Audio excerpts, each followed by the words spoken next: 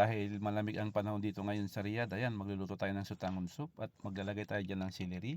Nilagyan na rin natin yan ng mushroom para mas lalong masarap yung ating sabaw. At ayan, pakuluan na natin yung ating braised chicken habang inihanda yung ating mga ingredients sa ating sutangon. At ayun na nga guys, ready na lahat. Isahin na natin yung ating bawang hanggang sa mag golden brown. Isunod natin yung ating sibuyas at yung ating celery para mas lalong masarap yung ating sabaw. Ayan, ilagay na rin natin yung ating hinimay-himay na braised chicken at naglagay din tayo dyan ng water. Tinimplan natin yan ng paminta asin, garlic powder at yung ating onion powder para mas masarap yung ating sabaw.